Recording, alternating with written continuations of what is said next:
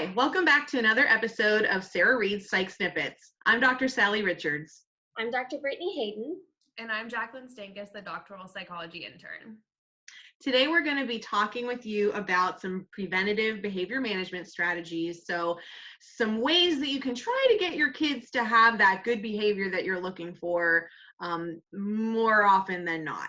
And so, reminder for you to look back at some of our previous episodes about labeled praise and effective commands, because those will be relevant here today as well. Yes? Okay. A lot of the strategies that we're going over today, we're going to be reviewing them very briefly and quickly. Each one of them could probably be a segment in and of itself. The first strategy we want to talk about is catch your child being good. Catch them when they're doing what you want them to do. Look for opportunities where your children are playing quietly, or they're getting along with their siblings or friends, and praise them for it. The more opportunities you take to praise them for good behavior, the more likely they are to engage in that behavior. So this would be one of those opportunities to use the label praise skill that we learned previously, right? Exactly. The second strategy is you want to let your children be your helpers. So try to find some ways that you can integrate them into a lot of your daily activities. So, if you're in the kitchen, if there's something that they can be doing alongside of you, if there's a way that they can help you clean. Now, granted, your children are not going to do it the way that you would do it, but the idea here is to let them be a part of it and to encourage their participation. And you want to reward them for the things that they're contributing and for the effort that they're giving. Another helpful strategy may be to establish some house roles, and there should only be about 3 to 5 of them. They should be simple, direct, and clear, kind of similar to how we discussed effective and direct commands in the last video. This could look something like, please clean up your toys when you're done playing. And what may be helpful about these roles for your kids is to go over them every day, maybe in the morning or at the end of the day, so they start to become established with the daily routine. It also may be helpful to have some community roles for maybe when you take your kids out shopping or to the park. One way to include your kids is to have them help you come up with the rules and have, get their feedback or get their ideas about what are some rules for the household that they would want to have. Yeah, I think that's a great idea. I think that's a great idea too, Sallie, because when they have buy-in, they are actually more likely to follow the rules if they feel like they're helping to create the rules. So I think that that's a really good strategy to include them in creating the rules themselves. Another strategy is to manage your environment. So, one way you can do that is by establishing some consistent routines. You want to have clear, orderly, predictable routines during your day, and do your best to set, regular, consistent, and reasonable times for the things that you do consistently, like eat meals, do your chores when we're in school, homework, bedtimes, all waking up times are also important. Anytime you can, eat your meals together as a family, and especially anytime you can have all the members of your family present for a meal, it's important and encouraged to do that. Another helpful tip may be to reduce the stimuli that your children have access to, or to set boundaries in a sense that they may have certain play stations or play areas that they can use their toys in versus, maybe playing in the kitchen, in the living room, and having a ton of options which might overwhelm your child.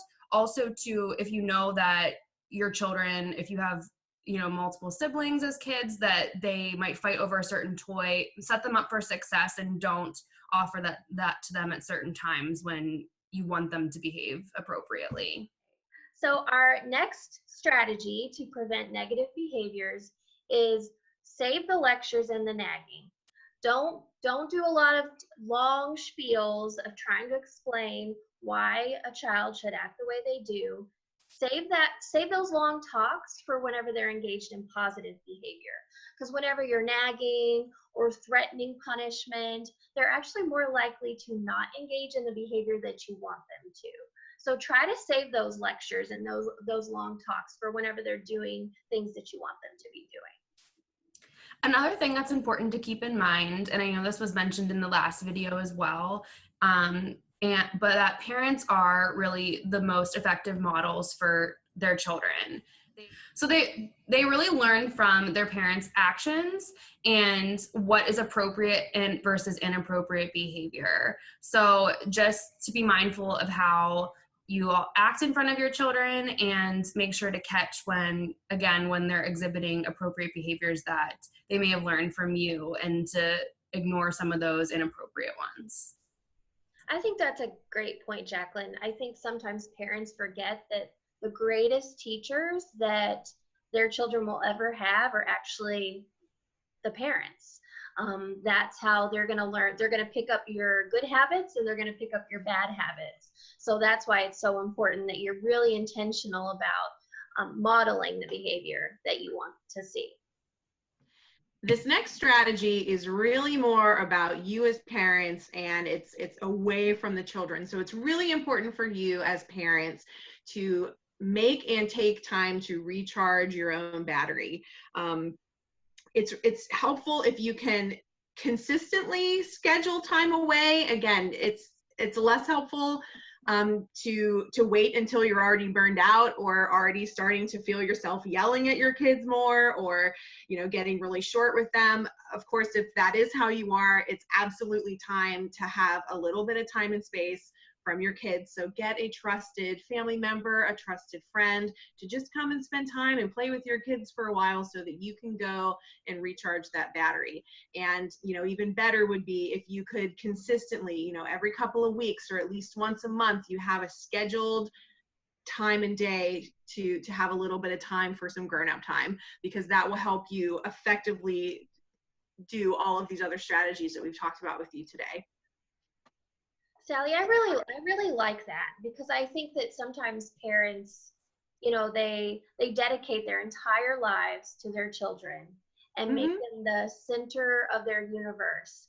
And I think whenever, you have goals and hopes and dreams for your children, and you would probably hope that whenever they become adults, they also do things to take care of themselves. Absolutely. So it kind of goes back to that modeling of the behavior you want to see. It's such a good message to send to them that you want to take care of yourself too. And I think, at least in my experience, the difficulty that parents have with doing this is they feel guilty for doing it. And I want to reassure you that there is no reason to feel guilty. We feel guilty when we've done something wrong, or we're doing something we're not supposed to be doing. This is something you're supposed to be doing. It helps create a better environment for your kids when you're in a better space yourself, emotionally and mentally and physically. So taking that time for yourself is so important. It is a balance, that's true, but it's so important for helping to create that really nurturing environment for your kids when you're in a good space. So those are just a few strategies that can help prevent some of those more negative behaviors that your kiddos engage in. We hope that you'll try some of them and that you find them to be helpful. We really want you to stay tuned for our next Psych Snippets video, where we really dive into actual consequences. So when you've tried the effective commands and you've tried to catch them being good, and you're still seeing some negative and problematic behavior, what do you do next? So our next video will cover consequences and timeout. So we'll hope that you'll join us. Thank you, and stay safe.